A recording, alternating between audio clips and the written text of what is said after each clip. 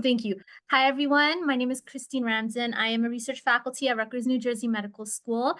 Today, we are at our 10th session of the Biostats Made Simple webinar series.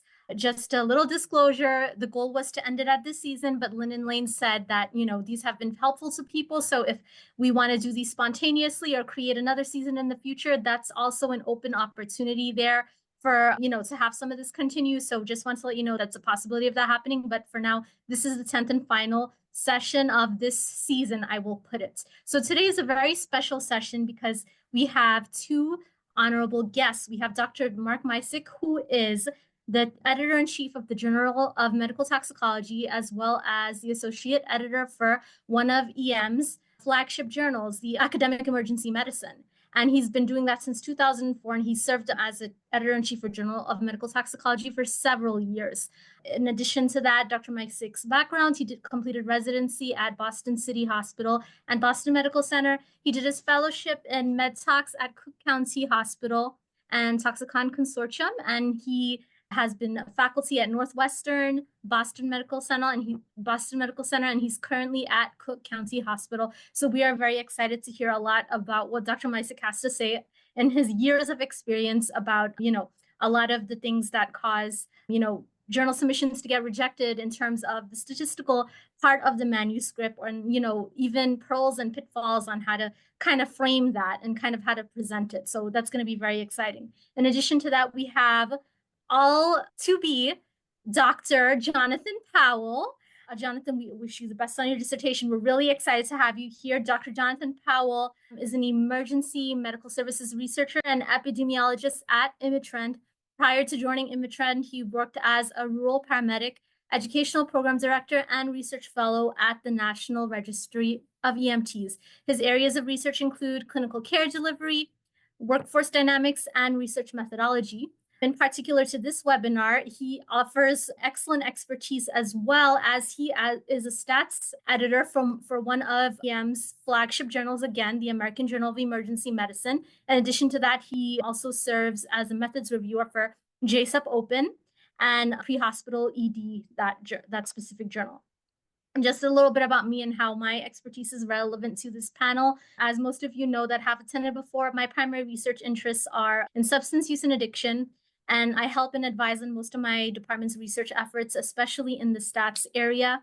Particular to this talk, I've served as a stats editor for the Journal of Medical Toxicology since 2019, and was fortunate enough to receive the title of Distinguished Reviewer for the journal for both years, 2023 and 2024. So hopefully I can provide some useful insight here as well.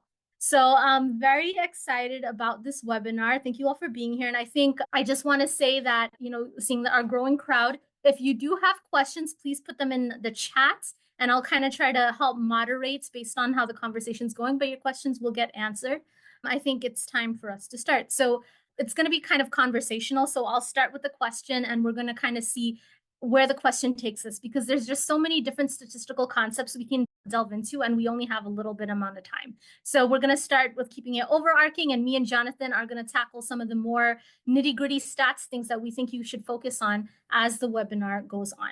I'll start with this general question, and I spoke to Dr. Misick about it. He will start leading this because I feel like he is the most appropriate person to do this. Dr. Misick, having served as an editor-in-chief for JMT in leadership roles and in leadership roles for other journals for several years, are there any stats-related reasons that you have seen cause an editor or yourself to desk reject a paper? If so, which ones? And how often do you see this occurring? And what pearls would you like to give the audience regarding this part of the paper? And then me and Jonathan can probably jump about some more particular stats mistakes as we kind of evolve from that. Thanks for having me, Christine. Thanks for inviting me to participate in this session. And I'm glad it's coming at the end of this series. I've referred several of my residents to this series. I think it's fantastic. And a lot of what I'm going to talk about has been informed by not just my experience as an editor, but my experience as a scientist and researcher. I've made several mistakes throughout my career, and I'm hoping that many people in this session don't make those same mistakes. There's a lot that can result in a rapid rejection or even a rejection after peer review after some science is submitted to a journal. And I think you asked a lot in that question. I think what's most important for people to understand is that we recognize science is not perfect. No one's ever done a perfect study. No one's ever written a perfect paper. What we are looking for is disclosure of one's methods, of one's process. And if you're going to submit to a journal, what you should do is you should look at that journal's website, whether it's Academic Emergency Medicine or another journal, and take a look at the instructions for authors link. Every single journal has instructions there. Most of these journals try to publish manuscripts in the same way, but there are nuanced differences between journals. And so one should take a look at the instructions for authors and figure out exactly what that journal wants during the submission process. And what I've found in my experience, not just as an editor when I'm reviewing work, but also as someone who has submitted to several different journals, if the instructions were not followed, then that manuscript has a higher likelihood of ending up with bad news, of ending up with a rejection. And most journals have some guidance with regards to statistical analyses. Some journals have gotten away from very specific instructions, but most journals are very clear that they want a disclosure and transparency in how data are collected and how data are analyzed. That's the statistical approach. And if that's not clear in a manuscript, then that's very difficult for the authors. So it's challenging for the editors to evaluate the rigor of the work, and it's even more challenging for the peer reviewers to understand whether or not that manuscript was written in a way that discloses there was an objective, unbiased approach to collecting data and analyzing that data. So take a look at the instructions for authors link and make sure that when you're submitting something, that your statistical approach is described in the methods. I just had a paper submitted last week to our journal, and there was no statistical analytic approach described in the methodology at all. It was a pretty interesting study. The results looked compelling, but a key part of the method is not just how the data are collected, but what the investigators are planning to do with the analysis of that data. That's the statistical approach. If it's a simple descriptive study, just say it's a simple descriptive study. If there's some type of logistic regression done, explain why in the methods, so when readers get to the results, they're not surprised. And when they get to the discussion, they have full context. So I think that's the most important step people need to remember. Take a look at the instructions for authors and make sure you follow those instructions, because it's very clear to editors. If the instructions weren't looked at, then it's less likely that manuscript is going to go very far in the review process. I'm happy to talk about several other issues, but that is my most important lesson to everybody here. Pay attention to instructions for authors. Thank you, Dr. Mysek. And I 100% agree with you, especially on that piece. In a lot of the articles that I review, I noticed that there are, despite statistical methods being used in the manuscript, there's no mention of it in the methods section. All of us are brilliant. We just need to remember just to, just put that. It's important to state it. Remember, if it's not documented, it's not done. So in the same way, in our methods section, even at the bottom, even if you just use descriptive statistics, right, at the one line at the bottom, we primarily use descriptive statistics to conduct our study because we felt that was the most appropriate, and that was the goal of the study, to be descriptive. Jonathan, I just want to ask you, because I know that, as a stats editor myself, we often get CC'd on the ultimate decision letters after we provide our stats and methods review. So just on your insight, how often do you feel like, the rejections from the journals end up becoming because it had something to do with the stats or poor methods, or is it a combination of both? And some of the most common things you notice for stats reasons that cause DES rejections?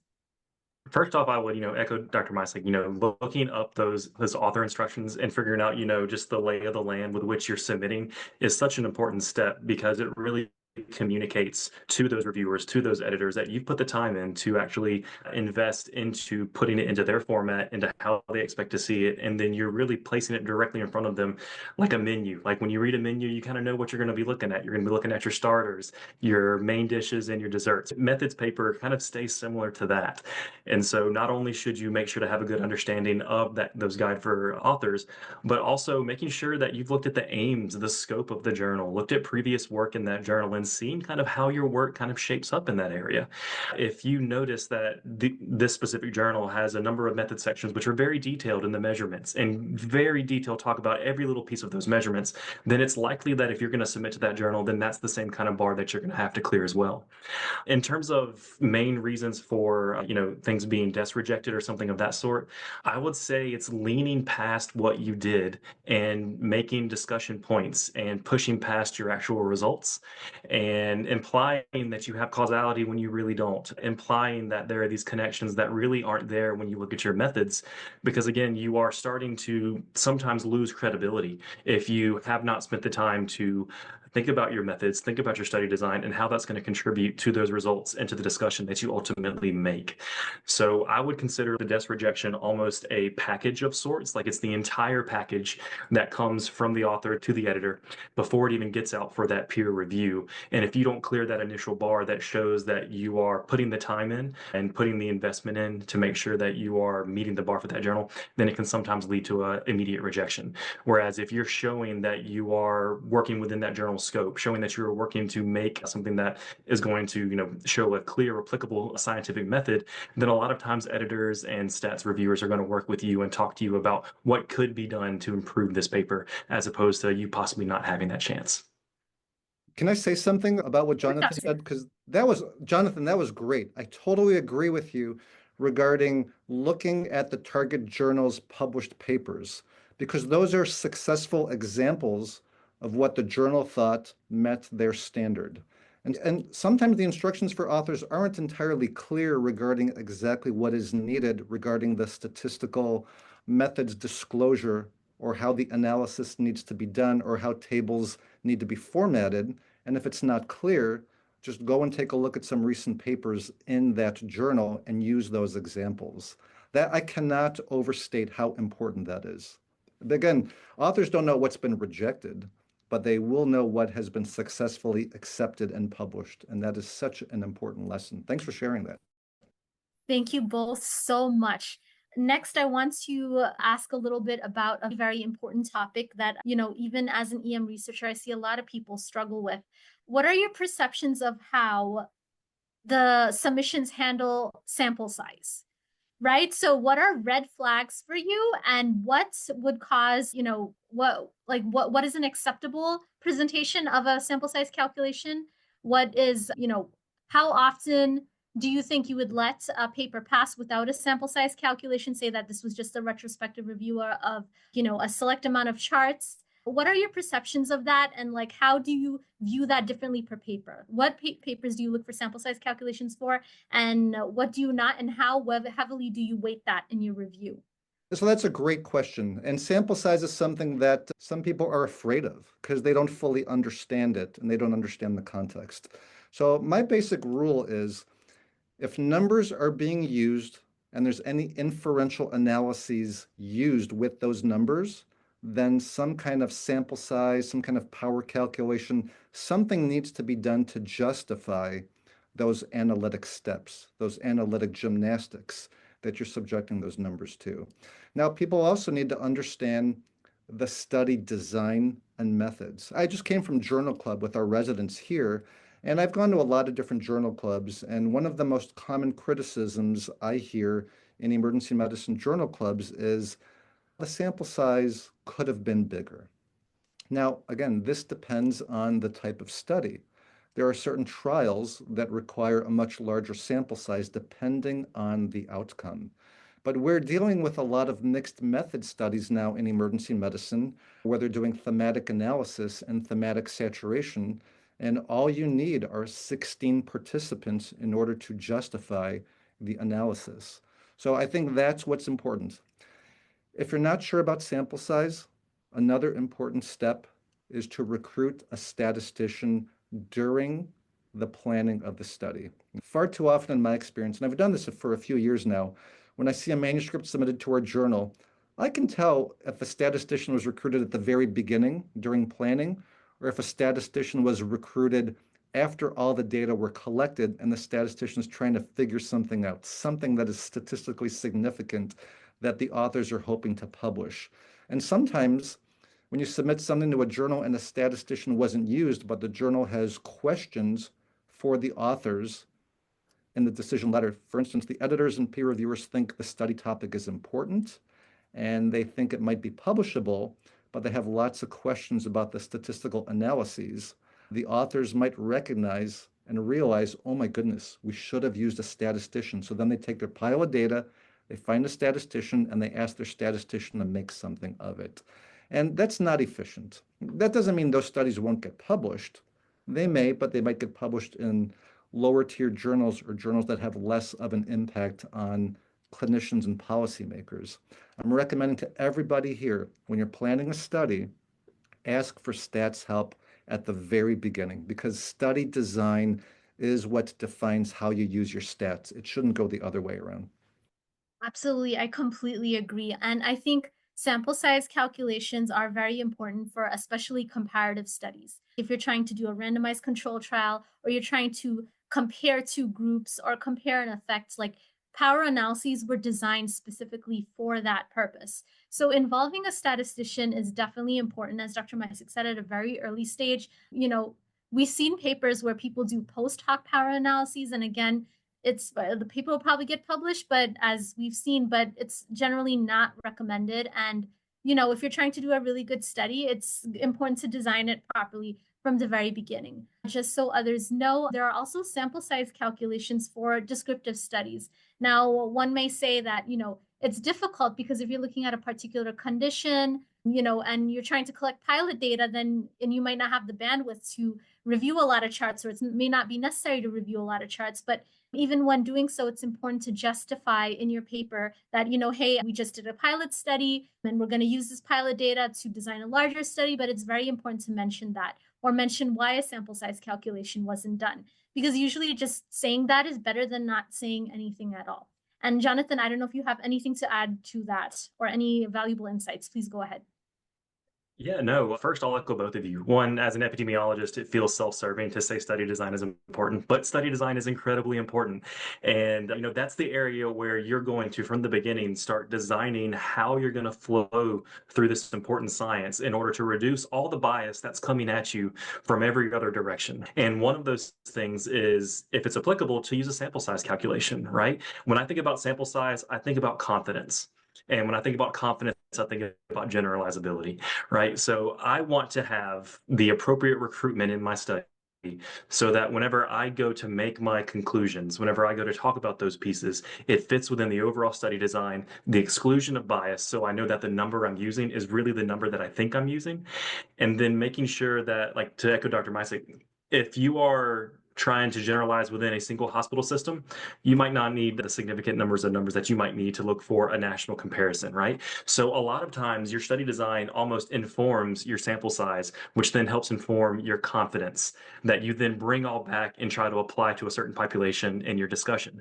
Engaging in that thought process, even if it's not with a statistician, but I would recommend to grab a statistician, that's going to be worlds and above if you did not think about it until after you've already collected your data. So make sure to think about those things early, and think about, if you were a consumer of that research, what would make you go, I don't know about that. So think about it from that perspective too, because it's not just getting your publication out there, it's making sure that your publication is useful, that it can be applied as broadly as you hope to whenever you think of the idea in the first place. I completely agree, and thank you, Jonathan. And again, that piece about how study design informs sample size is really important, because I think back to some of my studies, which are big data studies that use national databases.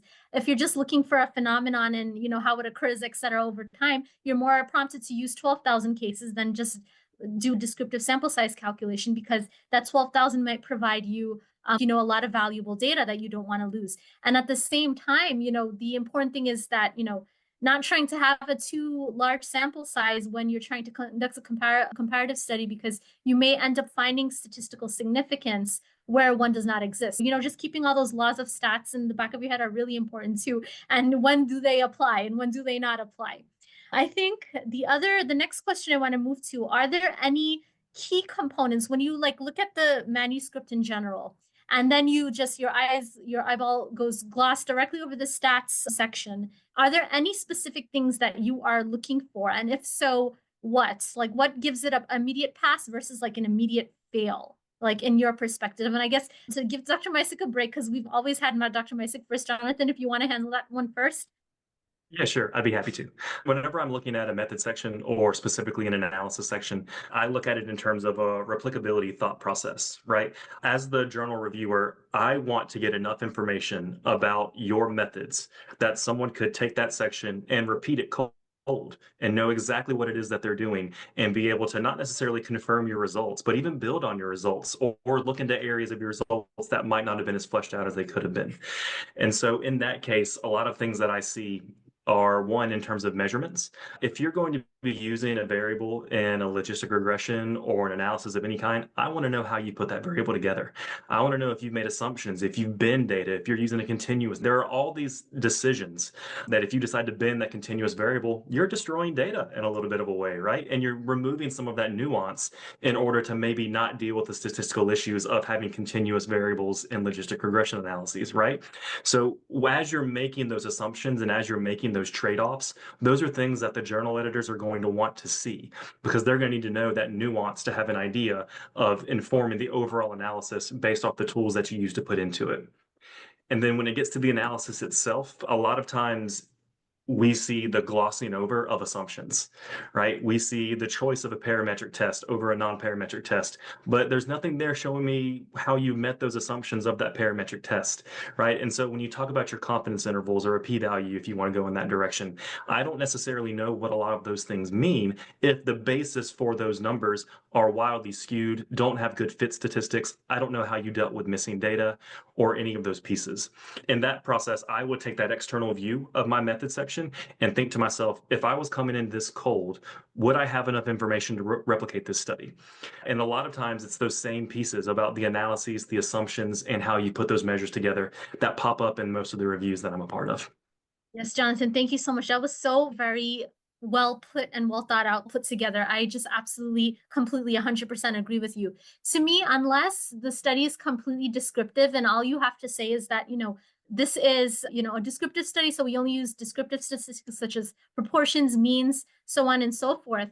There are other statistical tests involved clearly in your manuscript, and it's very important to detail what statistical tests were chosen, why they were chosen, what assumptions are made, what was your p-value level cutoff, and why I say that generally we accept it's 0.05, but if you're doing like a Bonferroni correction or something, the cutoff might be less. Or regression analysis, in an abstract, we usually just say, oh, we just use logistic regression. But even for then, there's different types of logistic regressions. And the more detailed you are about your methodology, what did you obtain from the outputs of the regression? Were they adjusted odds ratios? And obviously, that's not relevant if you're dealing with a linear regression. So specifying what your outputs are, what you're including in the manuscript, and more why you're doing this. Why are you doing regression? Are you doing it to control for confounders, etc.? Or how do you plan to handle confounders? The more details you give the reviewer, the less likely you are to come back with a rejection and more likely to come back with a revise and resubmit. There are very few manuscripts that just get accepted just like that. The less revisions you have to make at a later stage, I think it's the better for everyone. Dr. Mysick, is there anything you have to comment regarding that? No, I think I would echo exactly what Jonathan said. The methods is really important. And you need to disclose enough information that your study can be reproduced or replicated by other readers, assuming they have access to the same resources. So I look at the methods carefully to see if there is a dedicated section on how data are analyzed. And this is why we disclose which version of Stata that we use. Because again, it's a small detail, but you are informing readers, this is why my numbers turned out that way, because I used that version of Stata. So if you have Stata and I gave you the same pile of data, you should come out with the same conclusions.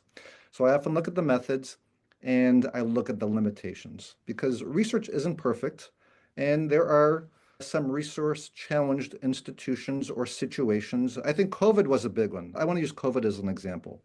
There were so many terrific studies that were started at the very beginning of the pandemic, and researchers did the right thing. They calculated power and sample size, and their enrollment wasn't as great as they had hoped. But they still completed their studies, they performed their statistical analyses, and they needed to disclose in their limitations that, here are our findings. Our study enrollment period ended. We no longer have grant funding, but we feel obligated to report this to the world. And if you're not so impressed with our findings, neither are we, and that's okay. COVID impacted our ability to recruit the number of subjects we had planned to recruit. And that's fine. Just be open and transparent in your limitations. So I look at the methods and I look at the limitations to see if what wasn't done is disclosed in the limitations. Now, I will say that sometimes, especially if they are junior corresponding or submitting authors, they just don't know how much detail needs to be included because they're used to submitting abstracts to a medical meeting. And when you're submitting an abstract to a medical meeting, there are fixed word count or character count requirements. And so you can't disclose all of your methodology. And sometimes those same authors misunderstand the expectations of a journal. When you're submitting to a journal, just add as much as you need to and let the editors tell you, you know what, you can take away some of these steps, and that's fine. But I think the more you disclose, the better your work will be perceived. But sometimes people just forget, or they think we can guess or assume what they did. And we shouldn't be asked to guess or assume. Just disclose it all, and hopefully your work will be viewed favorably and it will be published, and others can build on the incremental addition you have made to medical knowledge.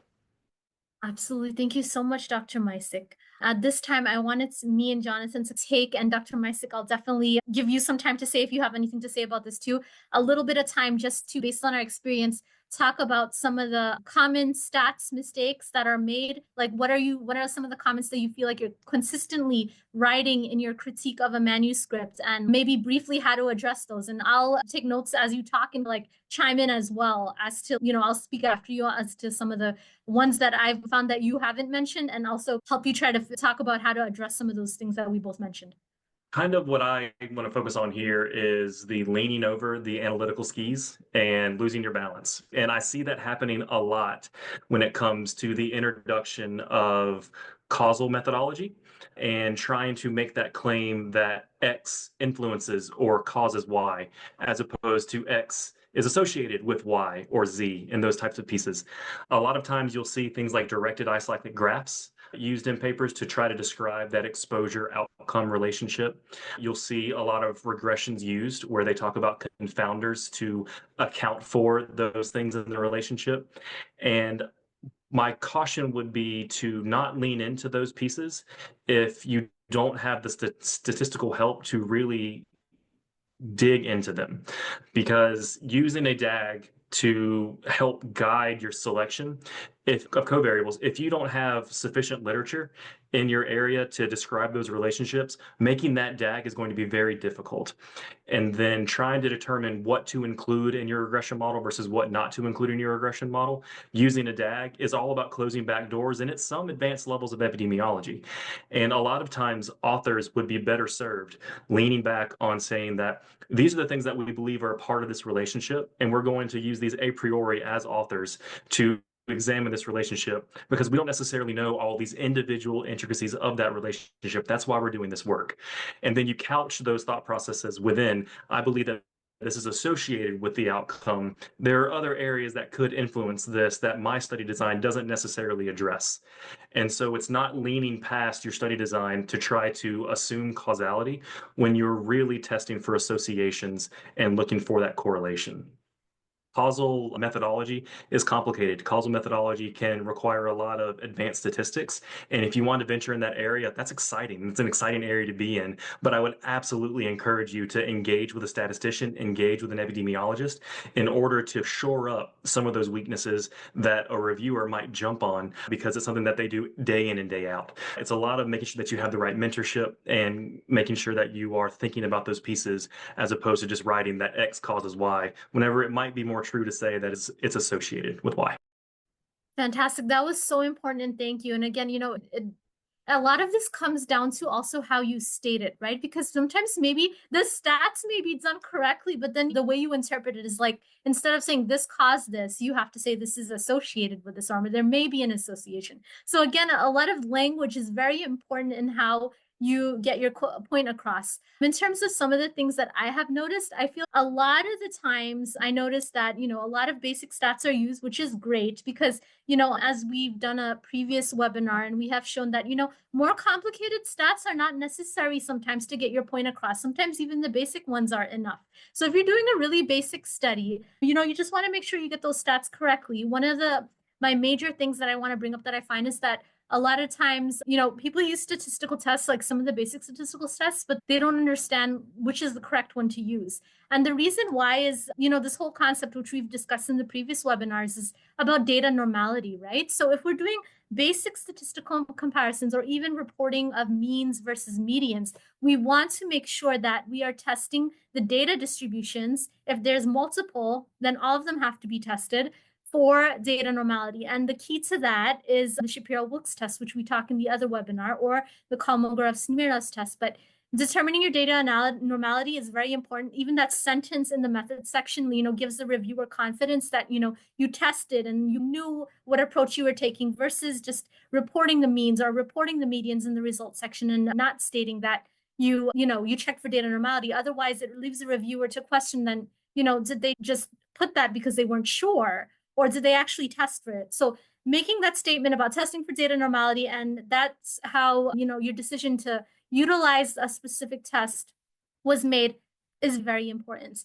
And, again, just a quick summary. So for when your data sets are normal, you report means. If they're not normal, you report medians. And if you have to do that interchangingly within the manuscript, it's fine, as long as you've justified why you've done that at the beginning, as you state that, you tested data normality and that was important. And then, as you know, there's for parametric or normal data, there are different statistical tests you use. And for non-parametric data, there are different statistical tests you use, which we've discussed in the previous webinars to tie it all back together. For example, if, you're dealing with paired data, and the paired data, at least one of the data sets is not normal, you cannot use the paired t-test. You have to use the alternative, which is the Wilcoxon-Sign rank test. If both data sets were normal, like your pre and post, for example, then you can use the paired t-test. So utilizing data normality is a powerful tool, and even conducting those very basic statistical tests, and it goes a long way in your data reporting. Also, to mention that one thing I've noticed is that sometimes people mention p-values in the manuscript, but in the method section, they didn't mention what test was used to determine those p-values. So that's very important to mention as well. Additionally, especially, sometimes when we're dealing with like pilot data or preliminary data, and we're dealing with kind of like small sample sizes, and a lot of your reporting is like proportions, etc., it's important to report confidence intervals.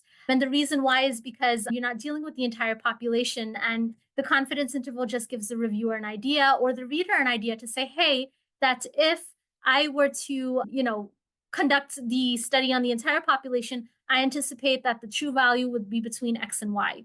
So that's also very important, and it can help you, start generating hypotheses about your complete study and whatnot for future direction. Also, the other thing I've noticed is impartial reporting of results. And, it's very important because, you do all this work to prepare a well manuscript, and you've conducted a regression analysis, or your statistician has conducted a regression analysis. And in the results section, you just have 1 to 2 sentences about the main method, the main results in the regression analysis, but you didn't list out the complete results. So just having like a table with your complete results, it gives the reviewer, the editor, confidence in that, this person has put a lot of work into this manuscript and these are what the results show. So yes, your results doesn't necessarily have to be a restatement of every single finding in your table, but it's important to have those tables in your manuscript that completely summarizes your work. Have your results, whether they're significant or non-significant.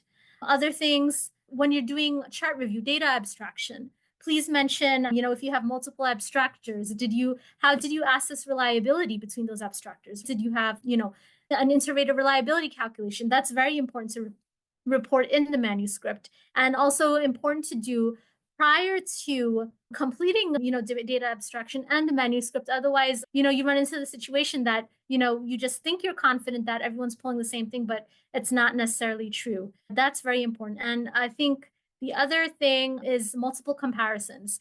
Be very wary in your manuscript of using the same data set and, having multiple things compared using like the t-test, etc.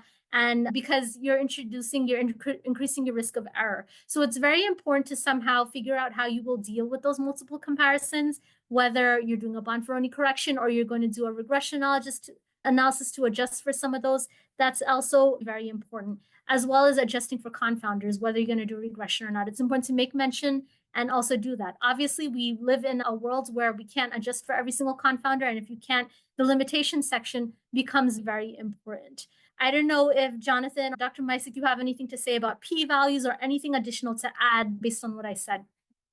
That was a great review of what's been discussed in the previous 9 sessions. So that was awesome. Thanks so much for doing that.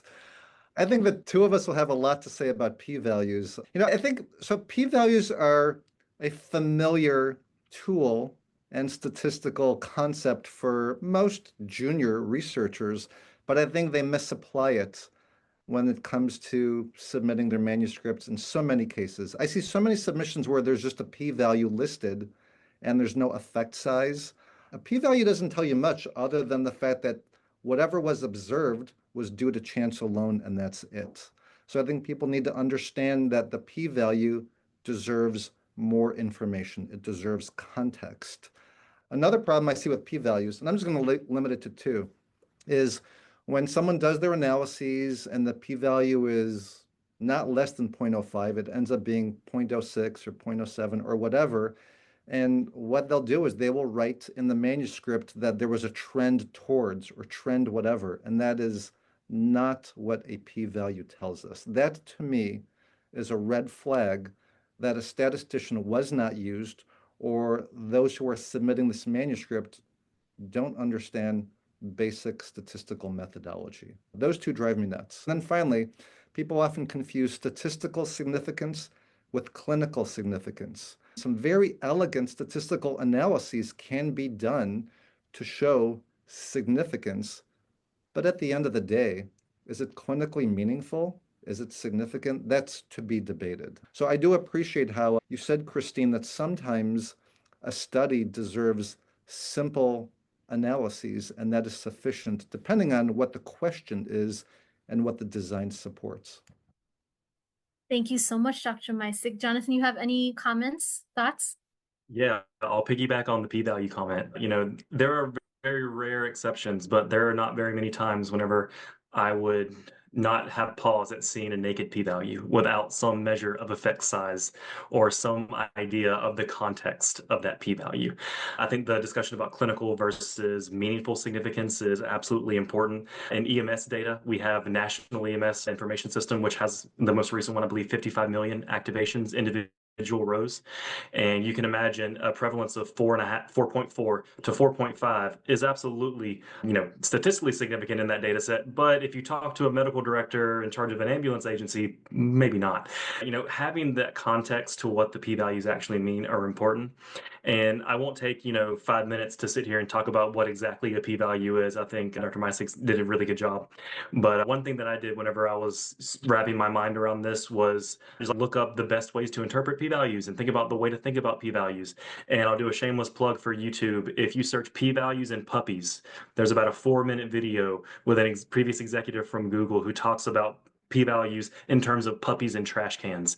And it really helped me kind of level set on that and think about it in an applicable way. So that's my plug. No conflicts of interest there. Just a video that I enjoyed and helped me in my career. Thank you so much, Jonathan. I think that'll definitely be a useful resource, anything that helps. Also, I think my final question would be before we tie up with any of our final thoughts and remarks, there's more and more utilization of artificial intelligence techniques in research. And what I mean by that, like the machine learning methods for analysis, an alternative for a traditional regression, one might use random forest or a neural network, et cetera, to conduct their analysis. And to as editors in general, as editors or people who critique these manuscripts, and based on what you've seen on other critiques of manuscripts, how well are these analyses received? And do you feel like reviewers are more likely to accept or reject a manuscript? Do you have any particular preference? Are there any caveats? What are thoughts and consideration on utilization of these newer techniques in manuscript? I know that in some of the, especially big data literature, it's been used, but any thoughts on that would be greatly appreciated. Dr. Misek, do you have any specific thoughts on that? I do. I have a lot of thoughts on it. I do think there are people who, unfortunately, strongly believe one way or the other when it comes to this new technology. And I think that's just wrong. And I think that that clouds their judgment. I think this is exciting that we have these remarkable tools that are better and better every single week.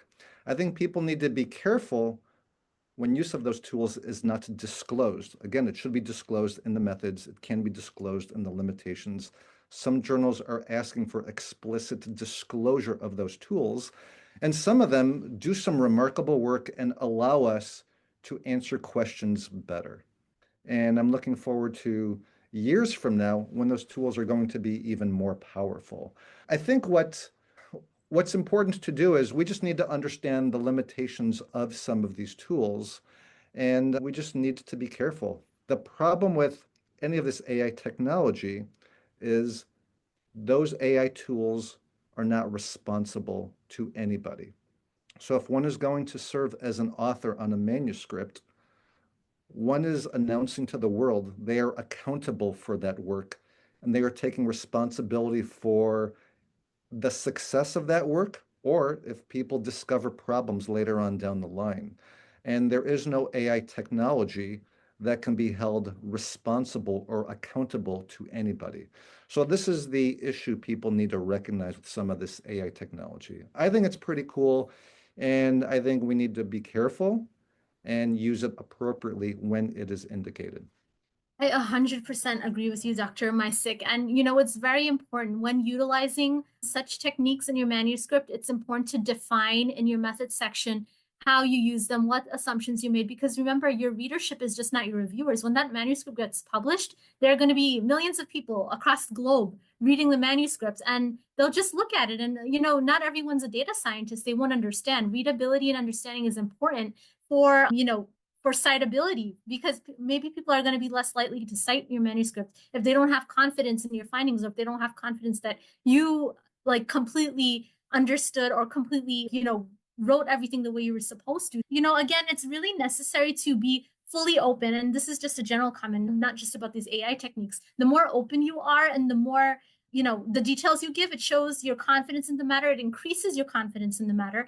And there's nothing wrong with, if you don't understand something, to go back and look it up before sending that manuscript in. But developing our knowledge and developing your knowledge, we're all developing at the same time, so along with the technology. So it's really important just to make sure you understand what you're doing, why you're doing it, and it's exciting stuff to be utilized. We look forward to reading more of those manuscripts with those techniques. And Jonathan, I don't know if you have any thoughts about that, any things that you've seen already, or any comments you have.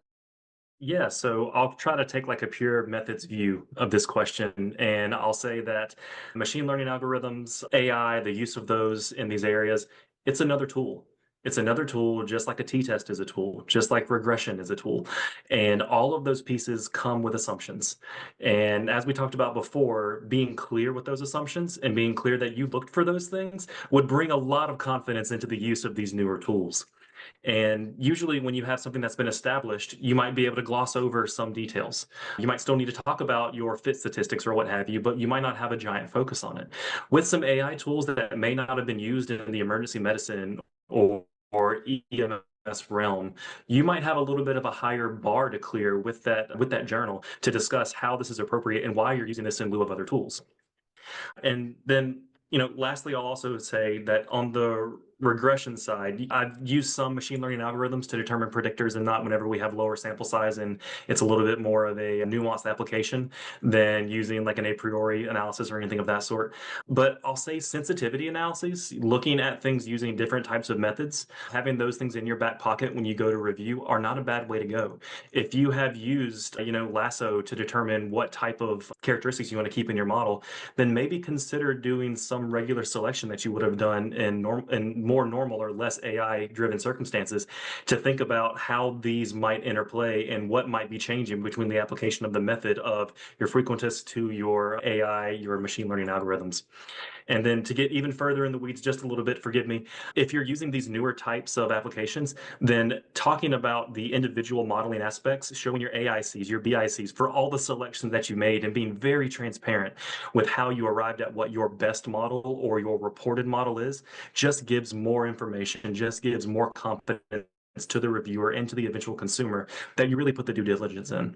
And that's another case where appendices come into hand. Like you can fill appendices full with AICs and BICs and talk about how you got to where you got. And that gives more for the journal, for the editors to really feel like you put the time in and to engage with you as a scientist to get that paper to an area where it's ready for going out into the public. Those would be my kind of thoughts around that.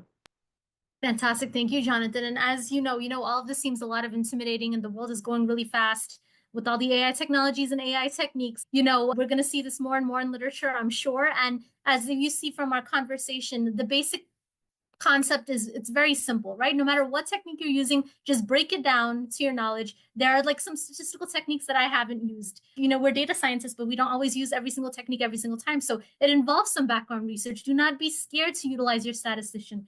Consult other people, use online resources to figure out, what are the best methods to use? What does this mean? What does that mean? So like transparency is very important and there's no embarrassment. We're all learning every single day, even the most basic things. With that being said, I feel like this was an excellent 10 session. So thank you so much, Dr. Mysick and Dr. Powell, for helping me moderate this and helping me bring everything together. And I think this was just like a complete end to the previous 9 webinars, and I think this is going to be like a wonderful thing for people to look at and consider when they're writing their manuscripts, what to remember and what not to remember. And I don't know, does the audience have any questions before we close off? I just want to drop a few comments. I've listened to the conversation from the beginning till now, and I'm quite impressed with some of the submissions. I have a few comments to also add to what had been said by the panelists. The first is that an early researcher has to have the end in perspective by factoring in how the reviewer of the proposed manuscript, when it's done, is interested in, because every manuscript reviewer has some scores to give to the manuscript in terms of the design, the ethics, the clarity, the impact, the relevance as it may apply. That is number one. Then number two, a researcher should not work in isolation. He should see himself in the milieu. Whatever manuscript you are generating is going to be fed with the learners or the community with average minds. How will they perceive what you are writing? At the end, you have to put all of those ends in perspective. Relate with senior colleagues who are going to help you capture the design well, the statistical analysis method, the research methodology. Is it in line with your research question? Are you answering the questions in your discussion session? What are your limitations? Then you capture it all with using appropriate statistical tools and methods. It may be human tools that we are all used to, or artificial intelligence operated tools as it may apply with their own constraints or limitations. All of those things have to be factored in. Then lastly, I will want to say that whatsoever information you are giving, you must make sure that it has a meaning that is attached to it. Is this significant? Is it relevant, either clinically or in the basics as it may apply? That's the importance of factoring in statisticians and clinical epidemiologists to help you put your appropriateness of tools in perspective. Thank you so much for this time out.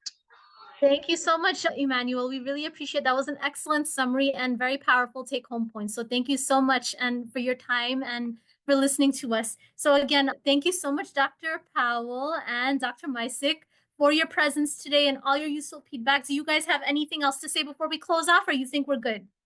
I think we're good. Thanks for having us. This is a great session. I learned a Thank you lot so myself. Yeah, this was great. And I will just leave you with research is fun. Don't let methods be the reason that you don't want to get into it. It's so fun. Engage. Let's go.